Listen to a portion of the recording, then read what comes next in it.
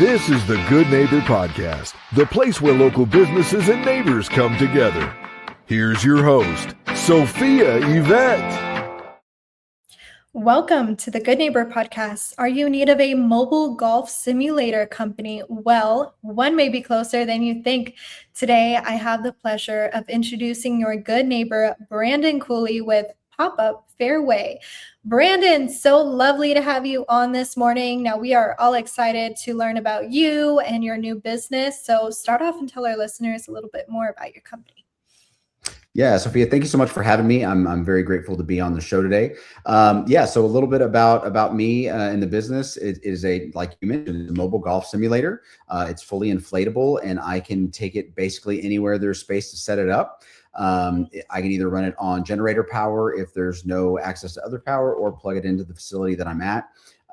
It is quite large. It's 18 feet by 30 feet. It's 14 feet tall. So you can fit up to 8 people inside while someone's golfing. It's essentially fully weatherproof and fully enclosed and climate controlled. And so it's a lot of fun. I'm actually buying a second simulator in the next 2 weeks or so that'll be a little bit smaller, that I can do for indoor events and have a smaller footprint for a little bit more accessibility. Wow, Brandon. Now, I, for one, am so curious to learn more about your story. Go ahead and share that with our audience today of how you came up with the idea for this business. Yeah, so I almost 2 years ago bought this domain name. I've been working on this idea for a while, and I saw another concept that was similar to this, that was more of a trailer type a couple years ago, and I started looking into that idea.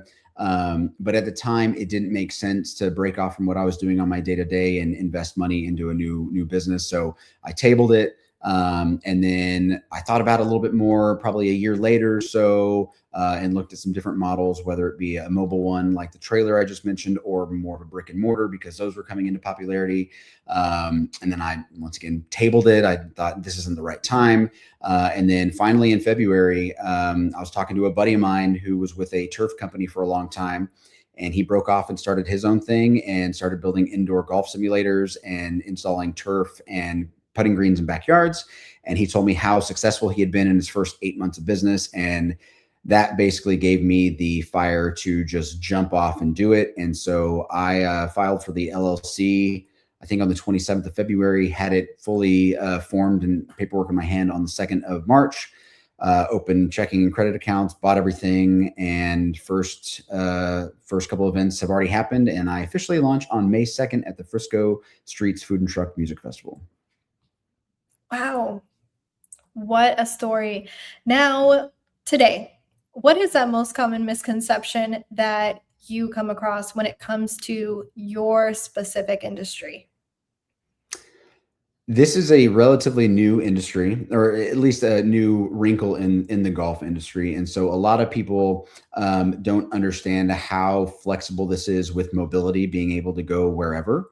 And so as long as there's a big enough footprint and, relatively flat space, I can put it wherever. So I was in a backyard, 2 weeks ago for Masters Saturday. I was in a backyard for a broker's open for a real estate agent on Thursday of last week.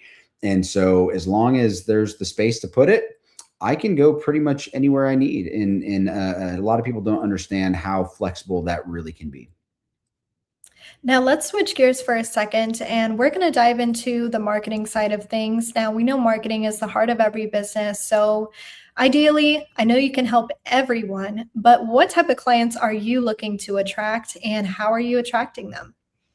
That's a great question. So yes, I can help everybody, but not everybody is a good fit for what this is, based on a handful of factors. But I guess the top 3 clients that I go after are going to be corporations that have either client, staff, or vendor appreciation type events at their offices, whether it's at at their physical office where they work, or if it's at a hotel with a conference and a lobby and all those things. That's a very, very high tier client for me. Number 2 would be car dealerships for Saturdays. I sold cars for a long time in my younger years, and I remember how annoyed clients would get when they're waiting for their vehicle to be fixed in service, or while they're waiting to go through the finance office when they bought a new car. And so going after dealerships and being set up for them, not only for foot traffic for new clients coming in, but also allowing their existing clients at the dealership to kill some time while they're waiting. That's another good option for me. And then third, is our HOAs. HOAs do a ton of monthly routine events in their neighborhoods. And this is a great addition to, if they're doing a food truck night or a 4th of July party or whatever type of event they have to help get as many of their neighbors and people in the community engaged. Wow, I love that. Now, Brandon, as you stated, this is more of a new type of company. So, what are the 3 biggest differentiators your company has? Yeah, so I did a lot of market research prior to starting this up. And so the biggest differentiators for me right now as it sits on the website, I am the only company that I found, at least, that has a wide open calendar for clients, not only to book, but also see transparent pricing. So you can go on the website and see a full list of what it costs per hour, how many hours are the minimum, all the FAQs, and then you can book based on what your schedule allows. And so you don't have to click the call for more information to book. I leave that to the end user to take care of that. I mentioned it earlier, but my inflatable is significantly larger than what you're normally going to see on the regular every other day one. And to be fair, this one is more geared for longer use for days like festivals and large full day events, but it is fully enclosed. And it's also very heavy, which helps for wind. So you don't feel as much wind, and it can be climate controlled, which will allow it to be a little bit cooler inside. So you're not sweating horribly while you're hitting the golf ball. Great. And now, what is your personal belief when it comes to golf? Why should people connect or families connect with golf? Golf has really gotten popular since COVID. It really took off to a different level in 2020, and it's kind of maintained that. Plus, also, I live in Prosper. The PGA is 5 minutes from my house.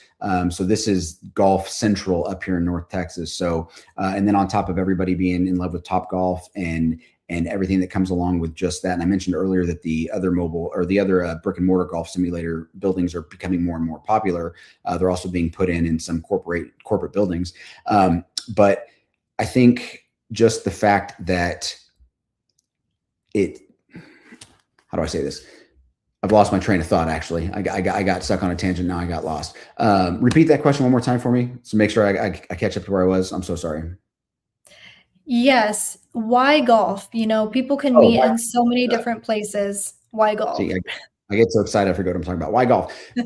It's just fun. It doesn't matter if you're good, if you're bad, if you've never done it before, if you want to go by yourself, if you want to have your family join, a group of friends, if you want to, just do a thing where you do just 4 guys hitting some golf balls or playing a match play on an actual course.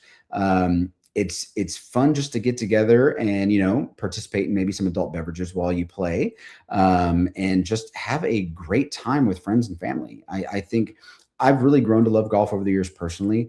And I also love people. I love entertaining. I love putting smiles on faces. And I felt that this idea of being able to do this would combine those two in a way that would bring me joy. And ultimately, if I can do something in my day-to-day life for a living that puts food on my table and I love, why wouldn't I? So I'm really glad that in February, I finally decided to take the jump and do this.